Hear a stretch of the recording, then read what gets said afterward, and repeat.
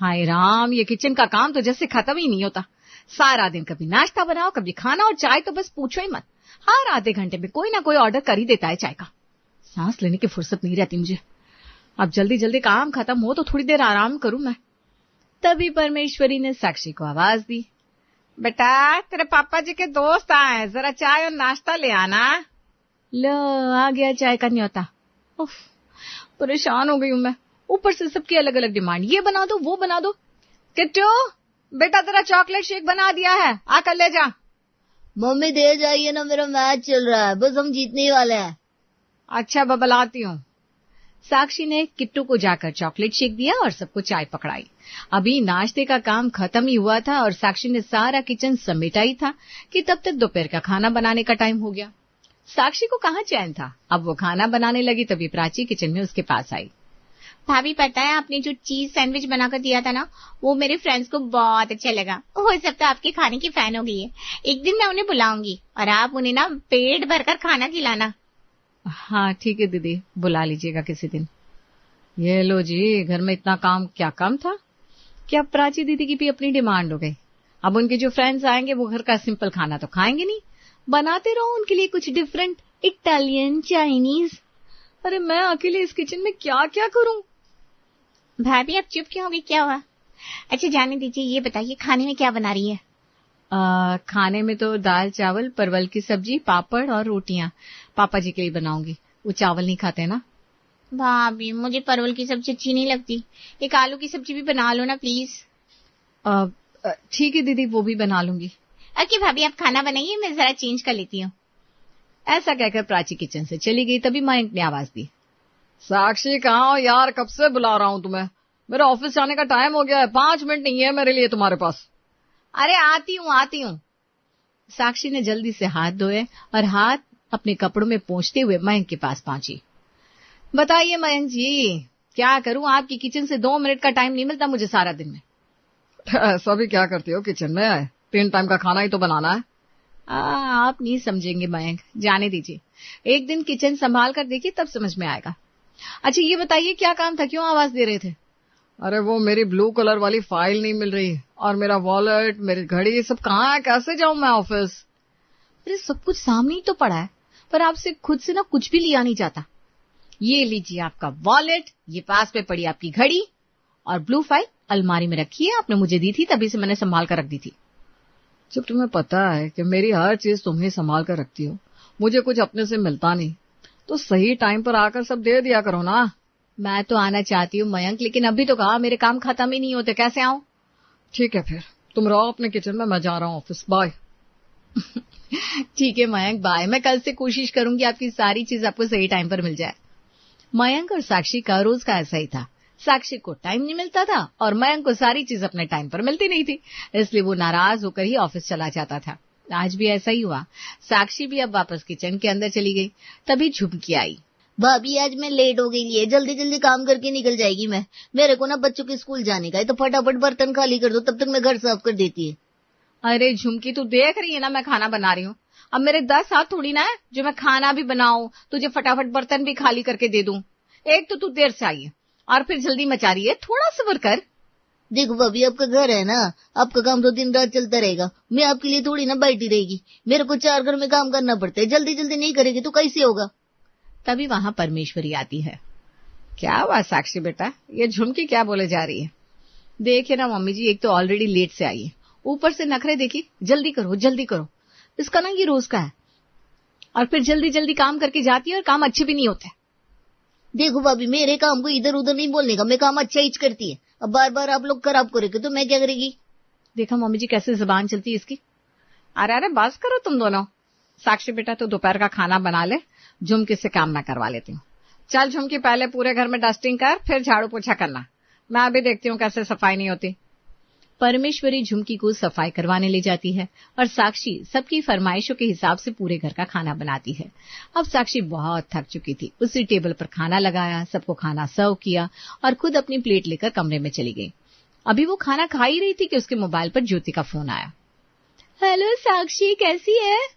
अरे क्या बताऊं कैसी हूँ, मेरी छोड़, तू बता तू कैसी है? मैं एकदम फर्स्ट क्लास। तुझे एक खुशखबरी देने के लिए फोन किया था। खुशखबरी, कहीं तेरी शादी तो फिक्स नहीं हो गई?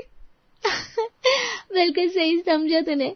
जिससे मैं प्यार करती थी ना, मेरी शादी उसी के साथ घर वालों ने खुशी खुशी फिक्स कर दी है।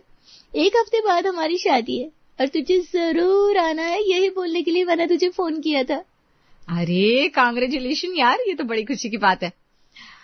पर मेरा आना देखती हूँ हो पाएगा कि नहीं। एक्चुअली किट्टू के एग्जाम्स भी आ रहे हैं और घर के काम का इतना प्रेशर है कि क्या बताऊं। तू ऐसे क्यों बोल रही है? तुझे मेरी शादी में जरूर आना होगा और किट्टू को संभालने के लिए घर में बाकी सब है ना।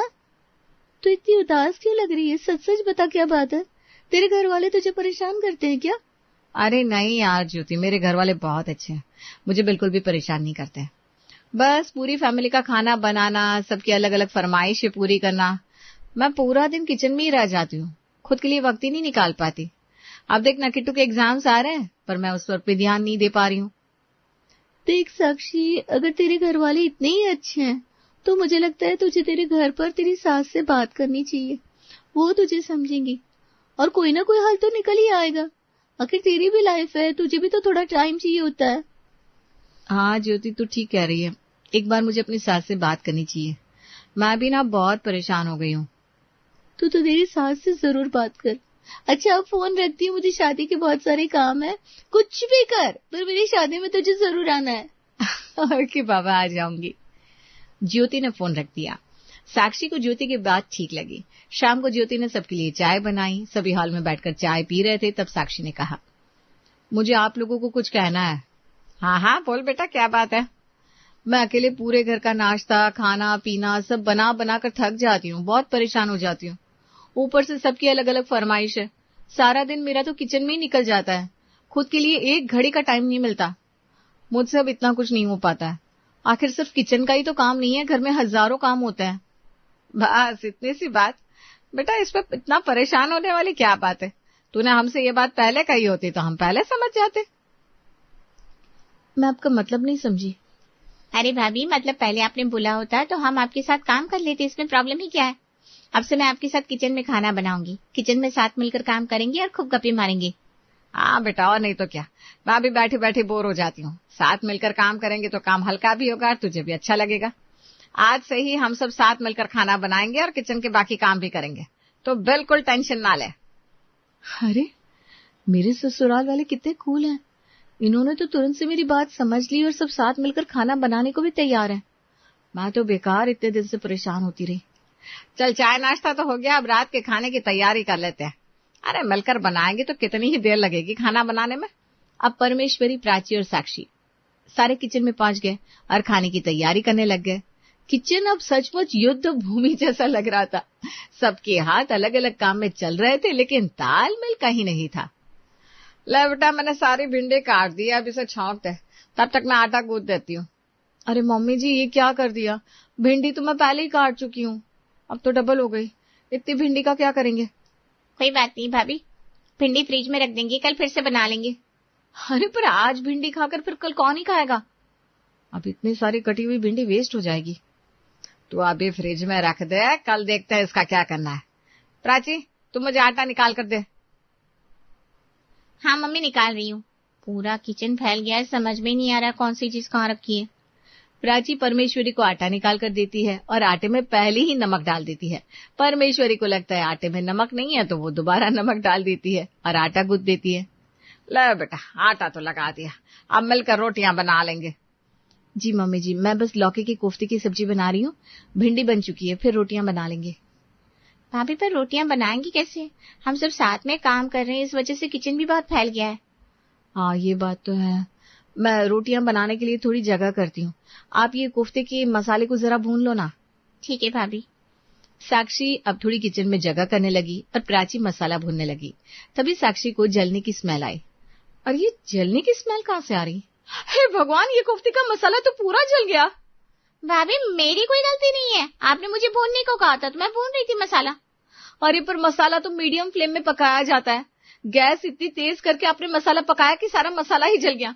हे भगवान, काम कम करने के चक्कर में काम डबल हो गया, अब फिर से मसाला बनाना पड़ेगा। मुझे तो मसाला बनाना आता भी नहीं है भाभी, आपको ही बनाना पड़ेगा। लाइए मैं आपको टमाटर प्याज काट देती हूँ। अब साक्षी ने दोबारा मसाला बनाया, फिर रोटियां बनाई, फिर पूरा किचन साफ किया। जहां रोज उसे आधा घंटा लगता था किचन साफ करने में, वहां आज पूरा 1.5 घंटा लग गया। फिर सबने मिलकर टेबल पर खाना लगा दिया और सभी लोग खाना खाने आ गए। आज ये कैसा खाना बना है, ना कोई स्वाद है, ना कोई भी चीज बैलेंस है। अरे रोटी में नमक कुछ ज्यादा ही है, भिंडी अभी भी कच्ची सी है, कोफ्ते भी पहले जैसे नहीं बने। साक्षी बेटा, आज खाना बनाना भूल कैसे गई? तुम तो हमेशा ही अच्छा खाना बनाती हो। वो पापा जी, आज थोड़ी मिस्टेक हो गई है। खाना हम सब मिलकर बना रहे थे ना, तो थोड़ी गड़बड़ हो गई। आगे से नहीं होगा।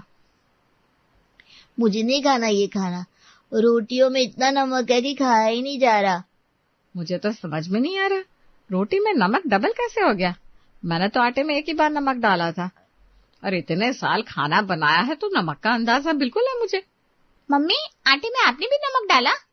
आपने भी मतलब तुमने भी डाला था क्या? हाँ मम्मी, जब आपने आटा निकालने को कहा तो मैंने आटे में नमक डालकर ही आपको दिया था, फिर आपने दोबारा डाल दिया, इसलिए नमक रोटी में ज्यादा हो गया। अरे बस यही गड़बड़ हो गई, अब मैं समझी। तो फिक्र मत कर साक्षी बेटा, धीरे धीरे सब ठीक हो जाएगा। हम सब साथ मिलकर ही काम करेंगे। 10 हाथों से खाना बनेगा तो ऐसा ही होगा। तुम सबको जो करना है करो, पर रोज रोज मुझसे ऐसा खाना नहीं खाया जाएगा, कह देता हूँ। हाँ भाई, इंसान ऑफिस से थका रहता है और घर में ढंग का खाना भी ना मिले तो मन खराब हो जाता है। अब सभी जैसे तैसे खाना खाकर उठकर अपने अपने कमरे में चले जाते हैं। साक्षी सोचती है, हे भगवान, मैं तो अपना प्रेशर कम करना चाहती थी, पर यहाँ तो उल्टा ही हो गया। ये तो नई मुसीबत हो गई है और काम भी जल्दी नहीं हो रहा। हर काम डबल करना पड़ रहा है। देखते हैं कल क्या होता है। ऐसा सोचकर साक्षी भी सो गई। अगले दिन सुबह किट्टू ने कहा, मम्मी, मुझे स्कूल के लिए देर हो रही है, मेरा दूध बना दो, मैं दूध पीकर स्कूल चला जाऊंगा। अरे किट्टू, क्यों शोर मचा रहे हो? ये लो तुम्हारा दूध। देखो आज बुआ लेकर आई है आपके लिए आपका special chocolate milk. Thank you बुआ। किट्टू ने जैसे ही एक घूंट दूध पिया, ये कैसा दूध है? इसमें इतनी चीनी कौन डालता है? ये दूध तो पीने के लायक ही नहीं है। हैं? दूध में चीनी ज्यादा हो गई? मैंने तो दूध में 1 चम्मच चीनी डाली थी, जैसा भाभी ने बताया था। अरे तुमने दूध चढ़ाया, फिर किट्टू की टिफिन डाल रही थी, मैंने देखा इसमें चीनी डालनी बाकी होगी तो मैंने भी चीनी डाल दी। अब दोनों के चक्कर में मेरा दूध खराब हो गया और मुझे स्कूल जाना है, मैं कैसे जाऊं स्कूल? अरे भाई, ये तो सब कुछ गड़बड़ घोटाला ही हो रहा है। भाभी अब क्या करें? हे भगवान, ये सब क्या चल रहा है? किट्टू, मैं तुझे जैम ब्रेड देती हूँ, खाकर चला जा, दूध आकर पी लेना। साक्षी ने किट्टू को जैम ब्रेड खिलाकर बहला फुसलाकर स्कूल भेज दिया। तभी मयंक ने आवाज दी, अरे साक्षी, मेरी एक भी शर्ट प्रेस नहीं की है, क्या पहनकर ऑफिस जाऊंगा? प्राची दीदी, आप तो भैया की शर्ट रात को ही प्रेस करके रख देती है ना सुबह के लिए। आज क्या हुआ? भाभी, कल मैं शाम को आपके साथ किचन में थी ना, इसलिए कुछ नहीं कर पाई। किचन का काम करते करते टाइम हो गया था, फिर खाना खाकर सो गई। अरे ये सब छोड़ो, चलो अब नाश्ता बनाते, बहुत देर हो गई है, घर का कोई भी काम नहीं हुआ। थोड़ी देर में झुमकी के आने का टाइम भी हो जाएगा। हाँ मम्मी जी, आप ठीक कह रही हैं, पहले नाश्ता बना लेते हैं। भाभी, आज नाश्ते में छोले पूरी बनाए क्या? हाँ ठीक है दीदी, चलिए। अब सब किचन में पहुंचे और तैयारी करने लगे। साक्षी ने छोले चढ़ा दिए। जब तक छोले पक रहे मैं पूड़ियों का आटा लगा देती हूँ, फिर फटाफट पूड़ियां बना लेंगे। ये सोचकर साक्षी आटा लगाने लगी।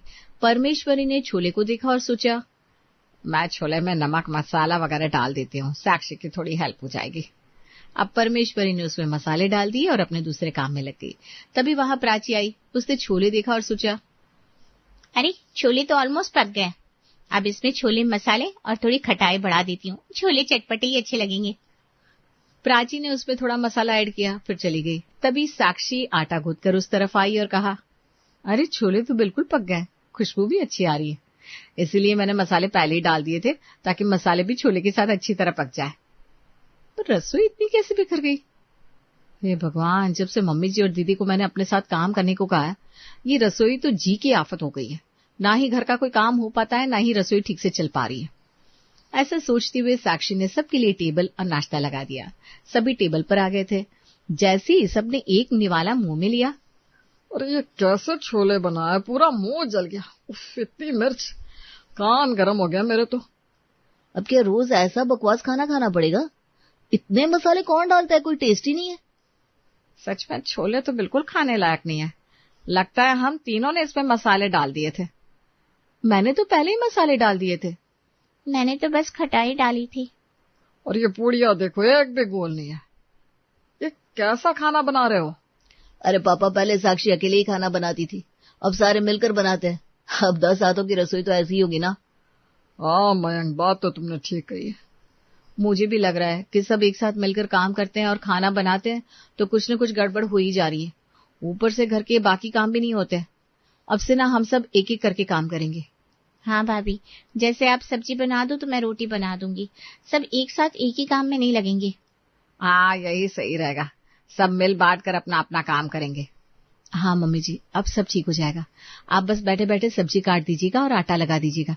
इससे काम हल्का होगा और घर के काम भी साथ साथ होते रहेंगे।